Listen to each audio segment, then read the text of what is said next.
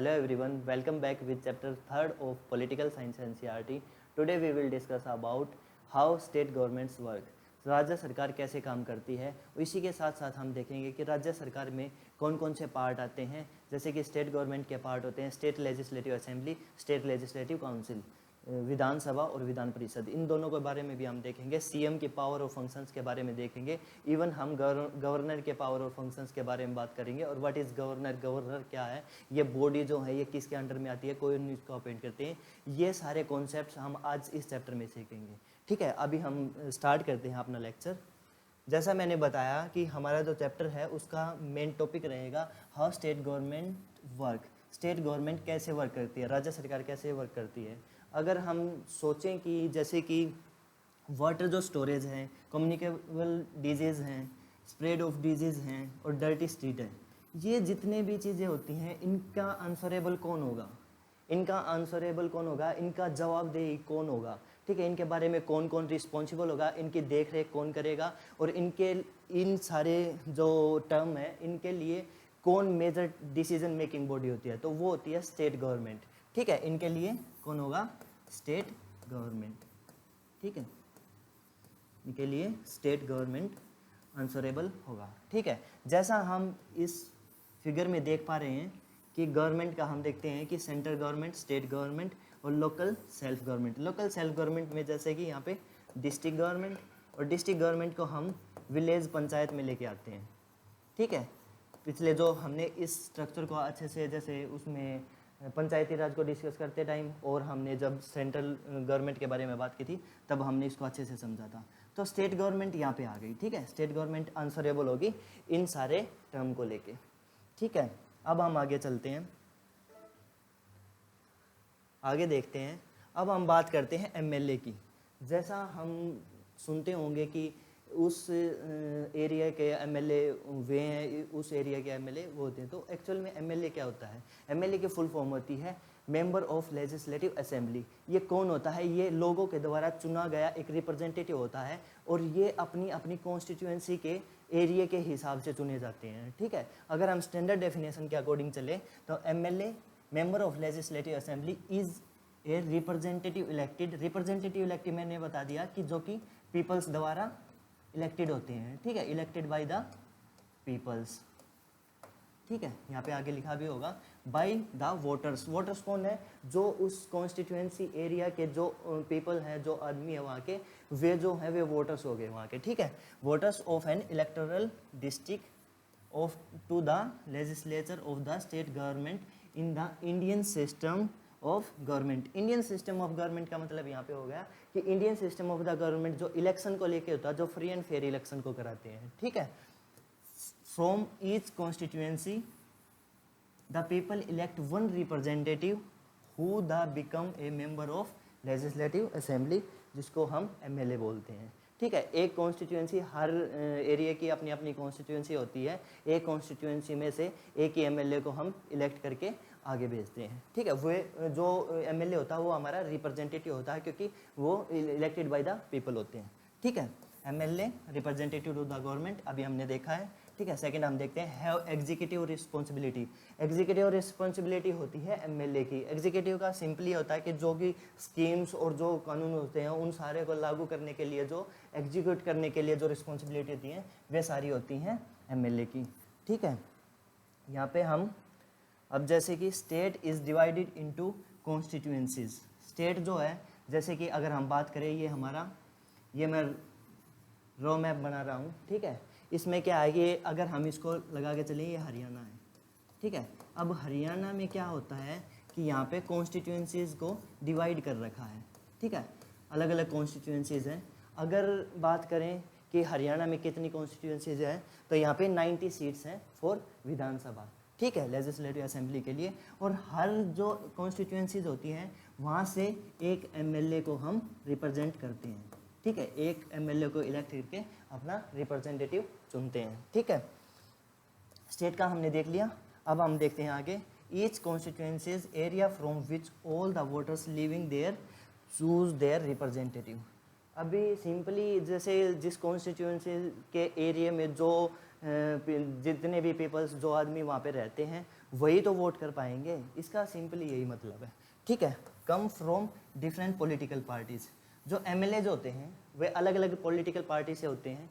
जैसे कि हम अगर एग्जांपल लेके चले, बीजेपी, आम आदमी पार्टी, जेजेपी और कांग्रेस, अगर ये सारी जो है, वैसे तो मल्टीपल पॉलिटिकल पार्टी हैं, लेकिन हम कुछ का एग्जांपल लेके चले तो ये सारी पॉलिटिकल पार्टी आएंगी और यहाँ से डिफरेंट डिफरेंट कॉन्स्टिट्यूंसीज से मेंबर इलेक्ट होंगे, मेंबर अपने जो इलेक्शन है उनको कंटेस्ट करेंगे, ठीक है। तो क्या हुआ कि यहाँ पे जो एमएलए जो हैं वो अलग अलग पार्टी से आएंगे। किसी में क्या होता है कि जैसे कॉन्स्टिट्यूंसी ए है, ठीक है, ए से क्या है कि बीजेपी का इलेक्ट हो गया, ठीक है। बी से भी अगर बीजेपी का इलेक्ट होगा, सी से जैसे कि कांग्रेस का हो गया, ठीक है, डी से अगर जेजेपी का हो गया, तो ये सारे डिफरेंट पॉलिटिकल पार्टी से क्या होगा, एमएलए डिफरेंट डिफरेंट कॉन्स्टिट्यूएंसी से आएंगे, ठीक है, जो कि डिफरेंट पॉलिटिकल पार्टी को रिप्रेजेंट करेंगे। मेजोरिटी का क्या मतलब होता है? मेजोरिटी का सिंपल मतलब ये होता है कि मोर देन हाफ का मतलब होता है मेजोरिटी। अगर हम बात करें, अगर जैसे कि 90 सीट्स हैं, यहाँ पे हरियाणा की बात करें, हरियाणा में 90 कॉन्स्टिट्यूंसी सीट है, अगर इसका हाफ हो गया 45, अगर 45 मोर देन वन, अगर 46 हैं या 46 से अबोव है या 50 से अबोव जितने भी होंगे वे सारे मेजोरिटी में आएंगे, ठीक है, वो मेजोरिटी में आएगा और वही गवर्नमेंट को बनाएंगे, ठीक है, रूलिंग गवर्नमेंट वही होगी। अब हम बात करते हैं, हमने रूलिंग का देख लिया, अभी हमने मेजोरिटी में देख लिया कि मेजोरिटी में क्या क्या आएगा। हम बात करते हैं अपोजिशन पार्टी की। अपोजिशन पार्टी जितनी भी, जैसे रूलिंग गवर्नमेंट होगी, मेजोरिटी के बाद में जितनी भी पॉलिटिकल पार्टी बच गई वह सारी अपोजिशन पार्टी में आएगी, ठीक है। Opposition all the other parties than ruling government and blame the government. ये ब्लेम द गवर्नमेंट का मतलब ये है कि वह गवर्नमेंट को, जो रूलिंग पार्टी होती है उसको क्रिटिसाइज करती है, उनके स्कीम्स को क्रिटिसाइज करती हैं, उनके लिए जैसे कि एक फोर्स का काम करती है अपोजिशन, ठीक है। रूलिंग यहाँ पे सिंगल एल आएगा, ठीक है, रूलिंग पार्टी, ठीक है। आगे देखते हैं, तो हम अब बात करते हैं सीएम के बारे में, ठीक है। सीएम, चीफ मिनिस्टर, ठीक है, चीफ मिनिस्टर जैसा कि ये है मिस्टर खट्टर, ठीक है। हरियाणा वालों को तो पता ही होगा कि ये हरियाणा के सीएम है, ठीक है, मिस्टर खट्टर। काफ़ी अच्छा लुक दे रखा है इन्होंने ऐसे करके। तो ये हमारे सीएम है हरियाणा के। तो इनकी जो पावर है इसके बारे में हम बात करते हैं कि इनके पास क्या क्या पावर है और कैसे कैसे यह पावर को इस्तेमाल करते हैं, ठीक है। यूजेज ऑफ पावर अभी है, ये देखो संत कबीर कुटीर, ये जो हमारे खट्टर साहब हैं इनका हाउस है, ये यहाँ पर लिखा हुआ है कि मुख्यमंत्री हरियाणा निवास, ठीक है, ये यहाँ पे रहते हैं चंडीगढ़ में। अब ये तो बस वैसे एक्स्ट्रा इन्फॉर्मेशन है, बस ऐसे ही, ठीक है। लेकिन हम पावर की बात करेंगे, सीएम की पावर की बात करेंगे तो क्या है, real head of state. CM जो हैं वे real head of the state होते हैं, ठीक है। Second, advice to the governor. Governor जो होते हैं, गवर्नर को एडवाइस देते हैं ये, ठीक है। और गवर्नर के मेजर जो डिसीजन होते हैं वे क्या होते हैं कि सीएम की रिकमेंडेशन और सीएम की जो वे होती हैं एडवाइस उसके बेसिस पे होते हैं, ठीक है। तो सीएम का क्या मेनली पर्पस होता है कि हेड ऑफ द स्टेट होता है, पहली बात। सेकंड कि ये एडवाइस टू द गवर्नर। अभी हम देखते हैं, preside over the meetings ask the minister to the resign. क्या करते हैं, मीटिंग्स जितनी भी होती हैं सारी मीटिंग्स को हेल्ड करते हैं, ठीक है, एज ए चेयरपर्सन जो सीएम होते हैं, ठीक है। और यहाँ पे मिनिस्टर टू रिज़ाइन का मतलब यही है कि अगर किसी मिनिस्टर अगर अपनी मिनिस्ट्री में अगर अच्छे से काम नहीं कर रहे हैं तो उनसे रिज़ाइन की भी बात ये करते हैं। रिज़ाइन का जो प्रपोजल होता है या रिज़ाइन की जो रिकमेंडेशन होती है वो यहाँ से हम लेके आते हैं, ठीक है। Council of minister, council of minister की बात करें तो cabinet ministers, minister of state and deputy minister. Council of ministers में क्या आएगा, सबसे पहले आएगा कैबिनेट मिनिस्टर। इसको मैं एक बार इरेज कर देता हूँ। कैबिनेट मिनिस्टर्स आएंगे, ठीक है, ये हैं कैबिनेट मिनिस्टर्स, ठीक है। ये इसके बाद आएगा, इसके बाद है मिनिस्टर ऑफ स्टेट, फिर डेप्यूटी, ठीक है, स्टेट मिनिस्टर्स। इसके बाद आएगा डेप्यूटी, डेप्यूटी मिनिस्टर्स, ठीक है। ये आएंगे। जो कैबिनेट मिनिस्टर्स होते हैं वे मेनली क्या होता है, कोर में होते हैं, इनर होते हैं, और सुप्रीम पावर जो होती है सबसे मेनली इन्हीं की होती है। इनके बाद फिर जैसे स्टेट मिनिस्टर्स होते हैं, फिर होते हैं डेप्यूटी मिनिस्टर। डेप्यूटी मिनिस्टर जो इनके लिए काम करते हैं, इनकी जो नंबर्स होते हैं वो कम होते हैं, ठीक है, लेस देन अदर मिनिस्टर्स, जो जितनी भी ये बॉडी है। तो सिंपली ये जो वेन डायग्राम मैंने जो बनाया है यहाँ पे, इसका यही होता है कि ये सबसे मोस्ट जो सेंटर में होते हैं ये होते हैं, फिर स्टेट और फिर डेप्यूटी मिनिस्टर्स, ठीक है। यहाँ पे हमने सीएम की पावर्स देख ली, ठीक है, सीएम के बारे में हमने यहाँ पे कुछ चीज़ें देखी हैं, कुछ कॉन्सेप्ट हमने समझे हैं। अब फंक्शंस देखते हैं। जो काउंसिल ऑफ मिनिस्टर मैंने बताई है, काउंसिल ऑफ मिनिस्टर, ये पूरी जो काउंसिल ऑफ मिनिस्टर है, जैसे कैबिनेट और स्टेट, ये जितने भी हैं ये पूरे COM का मतलब है काउंसिल ऑफ मिनिस्टर, ये पूरे उसमें काउंसिल ऑफ मिनिस्टर्स आएंगी। तो इनका फंक्शंस क्या क्या होता है, इंपॉर्टेंट डिसीजंस, जितने भी डिसीजन लेते हैं वो काउंसिल ऑफ मिनिस्टर डिसीजन लेती हैं, डिसीजन मेकिंग बॉडी होती है, ठीक है, उनको एग्जीक्यूट करने के लिए यही काम करती हैं काउंसिल ऑफ मिनिस्टर। सेकंड देखेंगे कि head department of the state government. ये क्या होता है कि हर डिपार्टमेंट्स के जो स्टेट में जो डिपार्टमेंट होते हैं, जैसे फाइनेंस डिपार्टमेंट, ठीक है, ऐसे ही अलग अलग डिपार्टमेंट होते हैं, उन डिपार्टमेंट्स के जो हेड होते हैं वो स्टेट गवर्नमेंट्स में ये सारे डिसीजन लेते हैं, ठीक है। Power and functions of chief minister. अब हमने पावर, कुछ पावर तो हमने वहाँ पे, अब हम देखते हैं functions of the chief minister.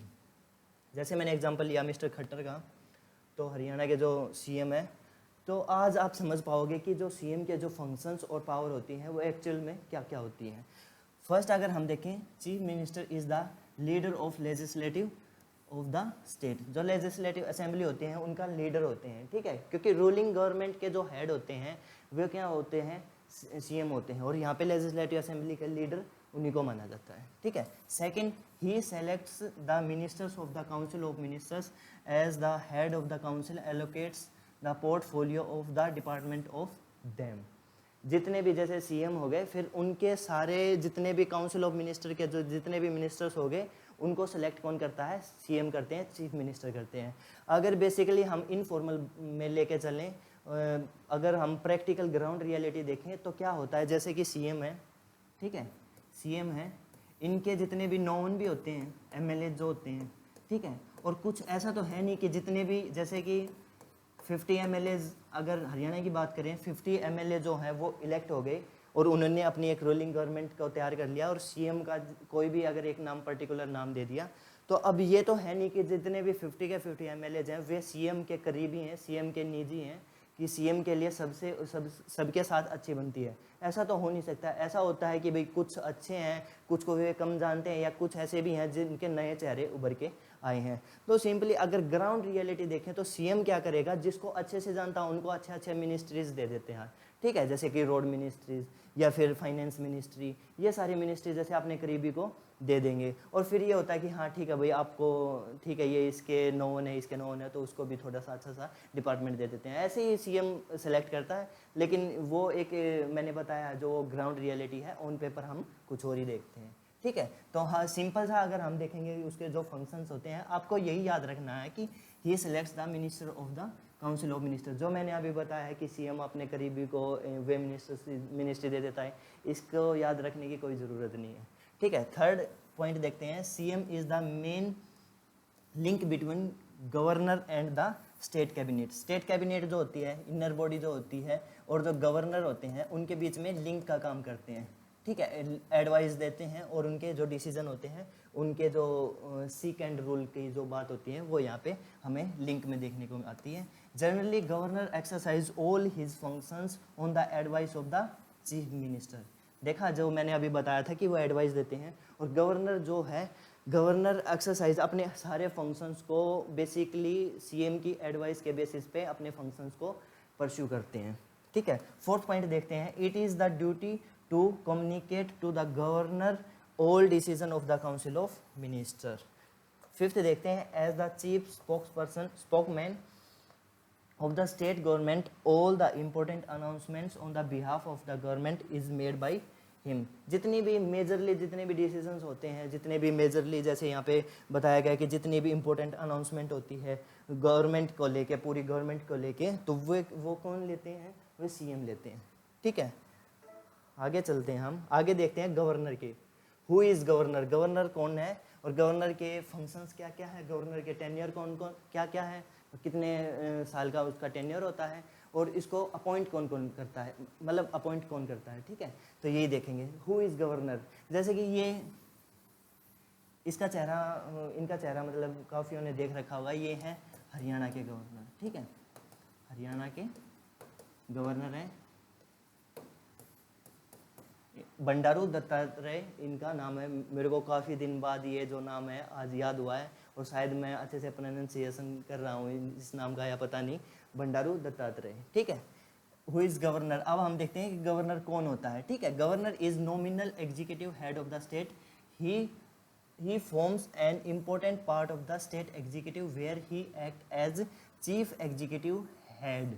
यहाँ पे चीफ एग्जीक्यूटिव हेड की बात आई है, ठीक है। ये कौन होता है, गवर्नर। और अगर हमने सीएम की बात की तो सीएम जो होते हैं वे हेड ऑफ द स्टेट होते हैं, हेड ऑफ द स्टेट,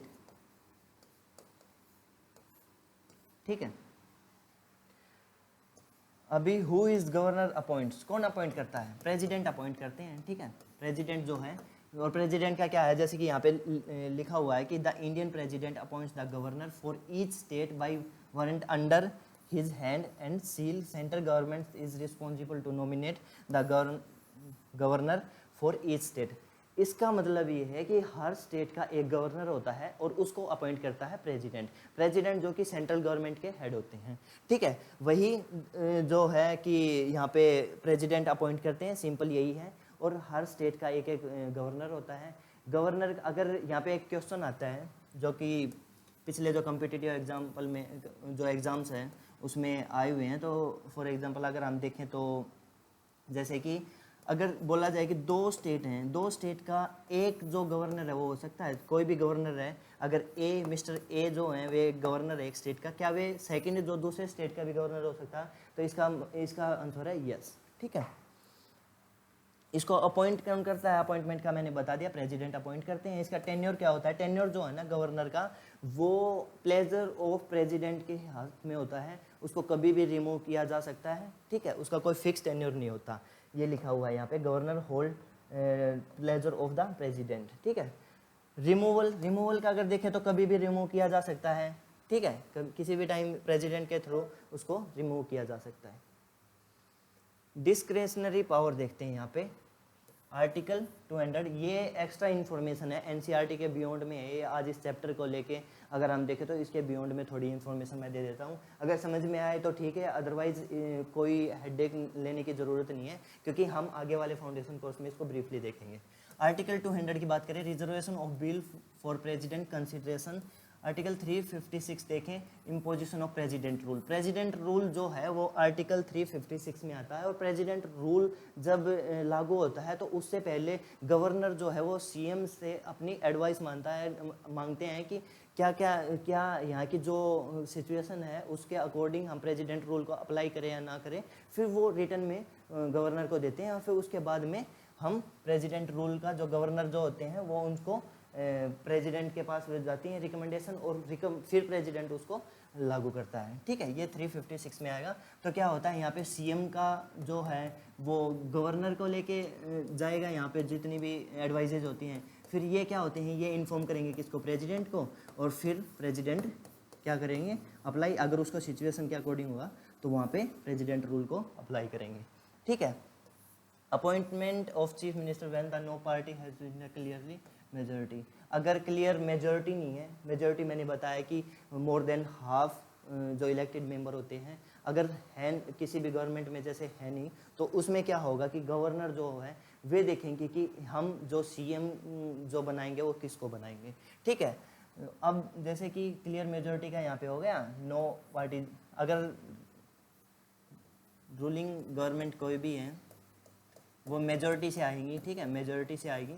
अगर बात करें हम, अगर मेजोरिटी नहीं है, ठीक है, देयर आर नो मेजोरिटी, तो क्या होता है कि कई बार होता है कि हम कोएलिशन कर लेते हैं, ठीक है, कोएलिशन कर लेते हैं। कोएलिशन का होता है यहाँ पे मतलब गठबंधन, ठीक है, गठबंधन कर लेते हैं। गठबंधन का मतलब होता है कि मोर देन 2 पार्टी या 1 और मतलब 2 और मोर देन पार्टी उसको कंबाइन हो जाती हैं। जैसे कि अगर हम अभी हरियाणा की बात करें तो बीजेपी प्लस जेजेपी, जो कि मिलके इन्होंने यहाँ पे लास्ट टाइम जो इलेक्शन हुआ था तो उसमें बीजेपी जो है वे मेजोरिटी हासिल नहीं कर पाए थे, तो उन्होंने क्या किया था, कुछ जो एमएलए होते हैं वे जेजेपी के इनमें मिला के और उन्होंने गवर्नमेंट बना ली थी। उस गवर्नमेंट को बोलते हैं कोएलिशन गवर्नमेंट। ठीक है, ये आगे के लिए इन्फॉर्मेशन को आप याद रखना। आगे हम अगर देखा है तो बात करते हैं स्टेट गवर्नमेंट में जो विधानसभा और विधान परिषद जो होती है। ठीक है, विधानसभा मतलब स्टेट लेजिस्लेटिव असेंबली, इसको लोअर हाउस बोलते हैं। विधान परिषद इसको अपर हाउस बोलते हैं। जैसे कि इसको हम देखा जाए, जैसे लोकसभा को लोअर हाउस बोलते हैं और राज्यसभा को हम अपर हाउस बोलते हैं। और ये क्यों बोलते हैं ये हम आने वाले चैप्टर्स में देखेंगे। ठीक है, अभी के लिए हम विधानसभा को देखेंगे। विधानसभा में 60 to 500 मेंबर्स हो सकते हैं। ठीक है, ये एमएलए होते हैं। एमएलए जैसे मैंने बताया, मेंबर ऑफ लेजिस्लेटिव असेंबली। ठीक है, सेकंड पॉइंट अगर हम देखें, members are directly elected by the residents of the state. जो एमएलए होते हैं वो डायरेक्टली इलेक्टेड होते हैं by the people each constituency से लेके। ठीक है, ये हमें एमएलए जब हमने समझा तो उसमें ब्रीफली हमने देखा था, तो सिंपली हम गो थ्रू हो जाते हैं इसके through. Which ever political party has majority votes form the state government and choose the chief minister. ठीक है, इलेक्शन एवरी 5 ईयर, हर 5 साल में इसके इलेक्शंस होते हैं। ठीक है, नेक्स्ट ईयर हरियाणा में इलेक्शन है क्योंकि 5 साल टेन्योर हो जाएगा। Head is the called speaker, and speaker कौन होता है? विधानसभा के जो हेड होते हैं, विधानसभा के हेड को स्पीकर कहते हैं। और जो स्पीकर होते हैं वो मेजर किसके, रूलिंग पार्टी जो होती है। रूलिंग पार्टी का मतलब ये है कि जो कि गवर्नमेंट की जो जिस पॉलिटिकल पार्टी से गवर्नमेंट होती है उसी पॉलिटिकल पार्टी से स्पीकर को चुना जाता है, इलेक्ट किया जाता है विद इन द हाउस। ठीक है, तो हेड ऑफ द विधानसभा कौन होते हैं? स्पीकर। अब यहाँ पे हम बात करते हैं, हमने विधानसभा को देख लिया, अब हम बात करते हैं legislative council. State legislative council होती है विधान परिषद। ठीक है, और ये अपर हाउस बोला जाता है इसको। अगर हम बात करें तो आज के दिन कितने स्टेट्स में कितने स्टेट में विधान परिषद है, तो इसका आंसर होगा 6 स्टेट में। ठीक है, यहाँ पे जो J&K है, J&K नहीं है क्योंकि J&K का जो है अभी इसको यूनियन टेरिटरी बना दिया गया है। J&K और लद्दाख में कन्वर्ट कर दिया गया है। तो यहाँ पे क्या हुआ कि 1, 2, 3 and 4, 5। ठीक है, 5 स्टेट हो गए। लेकिन यहाँ पे जो एक कमी है, तो 5 में से जो 6th है, 6th कौन से हैं? वेस्ट बंगाल। वेस्ट बंगाल जो है उसमें भी विधान परिषद है। ठीक है, और जो विधान परिषद, आपके माइंड में दिमाग में जो है क्वेश्चन आ रहा होगा कि हमें जब विधानसभा है तो विधान परिषद की क्यों ज़रूरत पड़ी। तो विधान परिषद की बेसिकली ये होता है कि जो जिसमें ज़्यादा पॉपुलेशन होती है, पॉपुलेशन बेस पे, उसके प्रोपोर्शन के बेस पे हम विधानसभा और विधान काउंसिल में 2 में डिवाइड कर पाते हैं। ठीक है, less than 1/3 of the Vidhan Sabha member. ठीक है, जितने भी, जैसे कि अगर हम वेस्ट बंगाल की बात करें तो यहाँ पे क्या होगा, जितने भी इसके वेस्ट बंगाल के जितने मेंबर्स होंगे उसके विधानसभा के जितने मेंबर होंगे उसके 1/3 मेंबर होंगे विधान परिषद काउंसिल में। ठीक है, जो कि यहाँ पे होगा 1/3 member are elected by the members of local bodies, 1/3 by MLAs and 1/12 from teachings and 1/12 from graduate। ये फाउंडेशन में हम देखेंगे, ये थोड़ा सा देख लो कि 1/3 इसका क्राइटेरिया है कि 1/3 वहाँ से आएंगे, 1/3 एजुकेशन से, 1/12 जो ग्रेजुएट्स हैं टीचिंग में, और ये सारे आएंगे। ठीक है, मेंबर्स आर कॉल्ड MLC। जैसे कि लेजिस्लेटिव असेंबली के जो मेंबर होते हैं उसको MLA बोलते हैं, और लेजिस्लेटिव काउंसिल के जो मेंबर इलेक्टेड मेंबर होते हैं उसको MLC बोलते हैं। MLC का मतलब होता है मेंबर ऑफ लेजिस्लेटिव काउंसिल। ये बहुत ही सिंपल है अगर हम देखें तो। नेक्स्ट देखते हैं member seat for the 6 year. विधानसभा की जो टेन्योर होता है लेजिस्लेटिव काउंसिल का 5 ईयर होता है, और विधान जो काउंसिल है, जो परिषद है, उसकी बात करें तो 6 ईयर होता है। ठीक है, 1/3 रिटायर एवरी ईयर। 1/3 जो विधान परिषद जो है उसके जो मेंबर्स होते हैं 1/3 हर 2 साल में रिटायर हो जाते हैं। ठीक है, head is called the chairman. जैसे कि यहाँ पे हेड ऑफ द विधानसभा कौन होते हैं? स्पीकर होते हैं। यहाँ पे चेयरमैन होते हैं, सेम। ठीक है, वर्किंग ऑफ स्टेट गवर्नमेंट। अब हम देखते हैं working of state government. State government जो राज्य सरकारी होते हैं उसके वर्किंग क्या क्या होता है। ठीक है, people express their views. People अपने एक्सप्रेस करते हैं अपने व्यूज़ को। ठीक है, press conference, journalist invite the here and ask the questions, minister explain the steps. क्या होता है? जर्नलिस्ट होते हैं प्रेस कॉन्फ्रेंसेज होती हैं। प्रेस कॉन्फ्रेंसेज में क्या होता है कि जो भी सीएम होते हैं या जो भी स्टेट गवर्नमेंट के जितने मिनिस्टर्स होते हैं तो उनके बीच में कई बार क्या होता है कि कुछ मुद्दे होते हैं तो उनके बीच में प्रेस कॉन्फ्रेंस होती है। उस प्रेस कॉन्फ्रेंस में मेजर अपने डिसीजन बताते हैं, या किसी स्कीम को लेके प्रेस कॉन्फ्रेंस करना, या कुछ जैसे कि फॉर एग्जांपल कोई ऐसी डिजीज़ आ गई जो कि स्टेट को काफ़ी ज़्यादा हार्म कर रही हैं, काफ़ी स्प्रेड हो रही है, तो वे सारी चीज़ें हम इसमें लेके आएंगे। ठीक है। Ministers visit people and allow the compensations or whatsoever required. Allowances भी देते हैं। ठीक है, कोई ऐसी बीमारी आ गई किसी स्टेट में, उससे डेथ होने लगी अगर मेजर उसमें, तो क्या होगा, जैसे कि अभी हादसा हुआ था अभी रिसेंटली, आप लोगों ने सुना होगा उड़ीसा में जो ट्रेन का जो हादसा हुआ था, उसमें क्या हुआ कि स्टेट गवर्नमेंट ने वहाँ पे अलाउंस वो दिए, मुआवजा दिया उन लोगों को जो जिनको कि मतलब जिनकी डेथ हो गई, उनकी फैमिली को, और जो इंजरी हो रही है उनके अलग अलग फिर उन्होंने कर दिया कि इनकी इतने पेमेंट देंगे, हम इनको इतने देंगे पैसे। तो वो सारे डिसीजन क्या होते हैं स्टेट गवर्नमेंट भी लेती है, जैसे सेंट्रल गवर्नमेंट भी ले सकती है। अगर स्टेट गवर्नमेंट है तो जैसे सेंट्रल गवर्नमेंट भी अपने डिसीजन ले सकती है। ठीक है, वही look for the high level inquiry committee जो इंक्वायरी कमेटी होती है उनको देखते हैं। ठीक है, action is taken by PWD. ठीक है, पीडब्ल्यूडी जो रोड्स को लेके आते हैं, रोड्स को देखते हैं पीडब्ल्यूडी। हेल्थ डिपार्टमेंट जो कि मैंने बताया था पिछले उसमें, ये जो है पब्लिक सेक्टर में आता है और ये स्टेट लिस्ट में होता है। ठीक है, स्टेट इसके लिए टेक केयर करेंगे।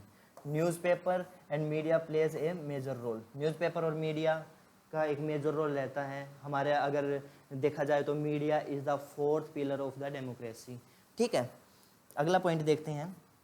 Government can make new laws, नए लॉज बनाती हैं। जैसे कि अगर फॉर एग्जांपल गोवा में यूसीसी है, यूनिफॉर्म सिविल कोड, जो सबके लिए कानून बराबर होगा चाहे वो किसी भी रिलीजन से हो, तो वो एक अपने इसके गवर्नमेंट के ऊपर डिपेंड करता है कि वो कैसे कैसे लॉज लेके आएँ जो कि उसके क्राइटेरिया में या जो उसके लिस्ट में आते हैं, जो स्टेट लिस्ट में आते हैं, उनके बेसिस पे वो अपने लॉज बना सकते हैं। ठीक है, जैसे कि कुछ 2-3 साल मेरे को ईयर का इतना कंफर्म नहीं है, लेकिन जैसे 75 reservation in the private sector जो कि हरियाणा गवर्नमेंट एक लॉ लेके आई थी। ठीक है, हरियाणा गवर्नमेंट लेके आई थी, जिसमें क्या था कि 75% जो है वे प्राइवेट सेक्टर में हरियाणा रेजिडेंट जिसके पास हैं उन्हीं को लेंगे।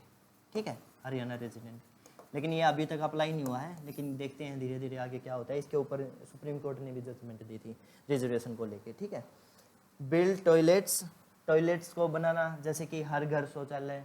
ठीक है, ऐसी ऐसी स्कीम्स स्टेट गवर्नमेंट लेके आती हैं। In every urban areas, rural areas, appoint health workers in each villages, anganwadi जो होती हैं उसमें अपॉइंट करते हैं। इसी के साथ हमने आज चैप्टर जो 3 है हमारा पॉलिटिकल साइंस का, वो हमने कंप्लीट कर लिया है। हम थोड़ा रिकैप कर लेते हैं कि आज हमने क्या क्या सीखा। बेसिकली आज हमने जो राज्य सरकार है, स्टेट गवर्नमेंट है, उसके वर्क्स को देखा है, उसके फंक्शंस को देखा है, सीएम की पावर एंड फंक्शंस देखे हैं, हु इज़ गवर्नर ये देखा है, और विधानसभा और विधान परिषद जिसे हम बोलते हैं लेजिस्लेटिव असेंबली और लेजिस्लेटिव काउंसिल, इसमें कितने मेंबर होते हैं, इसके हेड कौन कौन होते हैं, ये सारी चीज़ें हमने, ये सारे कॉन्सेप्ट आज हमने देखे हैं। एमएलए का हमने यहाँ पे देखा है। सीएम जो है हमारे मिस्टर खट्टर, इस मिस्टर खट्टर के बारे में आज हमने देख लिया कि इसके पास क्या क्या पावर्स है, क्या क्या फंक्शंस हैं, और भी ब्रॉडली हम आगे वाले चैप्टर में हम इसको ब्रॉड से पढ़ेंगे। ठीक है, real head of the state होते हैं, पावर फंक्शंस हमने देख ली। यहाँ पे बंडारू दत्तात्रेय जो गवर्नर ऑफ द हरियाणा है, इनके बारे में हमने देखा कि क्या क्या गवर्नर की पावर होती है, कौन अपॉइंट करता है गवर्नर को, मेजरली कौन अपॉइंट करता है, प्रेसिडेंट। ये आपको याद रखना है। ठीक है, ये बेसिकली ये डायरेक्टली क्वेश्चंस आते हैं। अगर हम पीवाई को उठा के देखें, एसएससी या एचएसएससी और किसी भी स्टेट पीसीएस में, एचसीएस में भी अच्छे से ये मतलब बिल्कुल डायरेक्टली पूछा जाता है कि हु अपॉइंट द गवर्नर। ठीक है, डिस्क्रिशनरी पावर देख ली हमने। यहाँ पे लेजिस्लेटिव असेंबली और लेजिस्लेटिव, जैसे कि यहाँ पे 1/3 member of the local bodies ये होते हैं, इसमें इतने होते हैं। ठीक है, working of the state government. इसी के साथ आज हमने चैप्टर 3 को कंप्लीट कर लिया है। आप हमारे साथ ऐसे ही बने रहिए, अपने कॉन्सेप्ट्स को अच्छे से जानें, अच्छे से अपने कॉन्सेप्ट्स को क्लियर करें। ठीक है, थैंक यू सो मच।